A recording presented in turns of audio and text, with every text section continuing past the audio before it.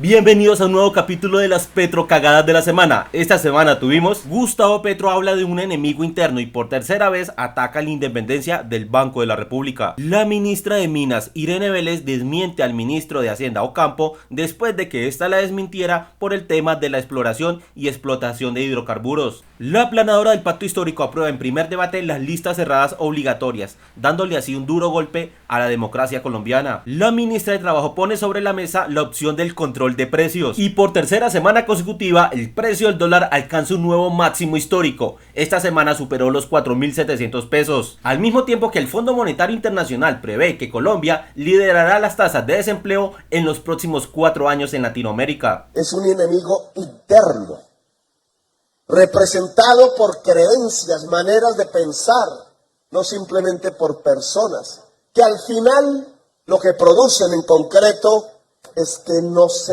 permitan los cambios, a pesar de que el presidente quiera.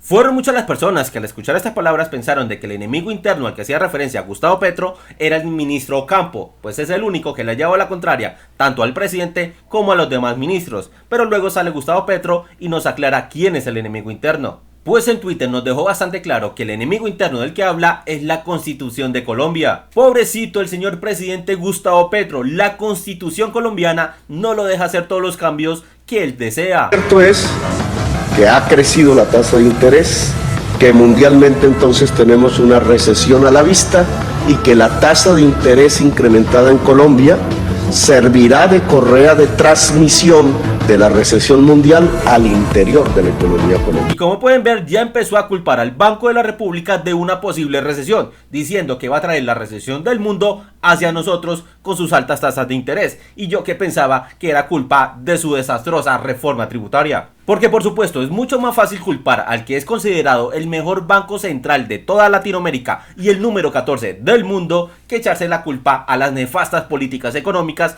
que está llevando a cabo. Y como no puede ser de otra forma, un incompetente escoge a otros incompetentes. Es por eso que la ministra de Trabajo habló sobre el control de precios. Y otras condiciones que son complementarias al mismo salario, que tienen que ver con medidas extras, por ejemplo, como de pronto pensar, podemos pensar en una congelación de la canasta básica. Claro, porque el control de precios ha demostrado históricamente que es una medida muy buena, sobre todo cuando lo acompañamos con subidas exageradas del salario mínimo. Y en esa respuesta decimos, hoy no vamos a firmar nuevos contratos de exploración y explotación. Esto fue lo que respondió Irene Vélez cuando le preguntaron el por qué el ministro de Hacienda, Ocampo, había desmentido a la viceministra de Minas y Energía. Por lo cual no es de extrañar que tengamos un dólar a 4.700 pesos y que entidades como JP Morgan, el Fondo Monetario Internacional y, cómo no olvidarnos, los inversionistas extranjeros cada vez confíen menos en la economía colombiana. ¿Qué más se puede esperar cuando ni siquiera los mismos ministros se pueden poner de acuerdo? Y es que el solo hecho que el ministro de Hacienda se la pase corrigiendo al presidente en temas como que no se van a poner control de precios, no se van a hacer controles de capitales, no se le van a cobrar impuestos a la salida de dineros o a la salida de inversiones, no se le va a pagar a los ganaderos, a Fedegan, con títulos de deuda, no se puede. Eso dijo el ministro Ocampo después de la estupidez con la que salió el presidente Gustavo Petro de que iba a pagar esas 3 millones de hectáreas con solo bonos de deuda. No sé si el presidente dijo eso o no, pero en todo caso ya el Ministerio de Hacienda tenemos claro que no se puede hacer. O sea, no se puede comprar tierras con TES. Aún si hiciéramos eso, que usted propone en un proyecto de ley para la compra de tierras, igual tenemos la regla fiscal que hay que cumplir.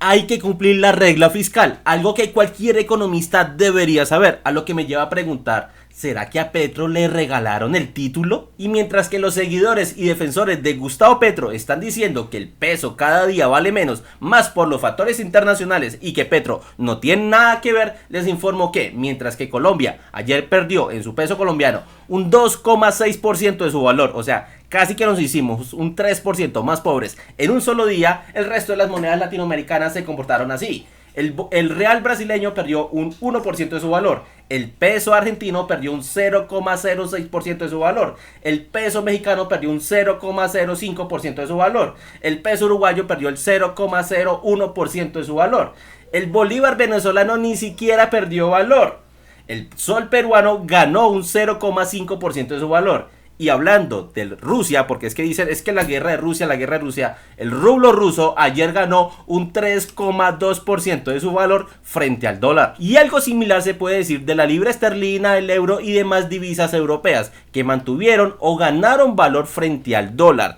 Entonces podemos decir que el peso colombiano ayer se devaluó entre 3 y 300 veces más que las monedas latinoamericanas, y ni qué decir de las del resto del mundo.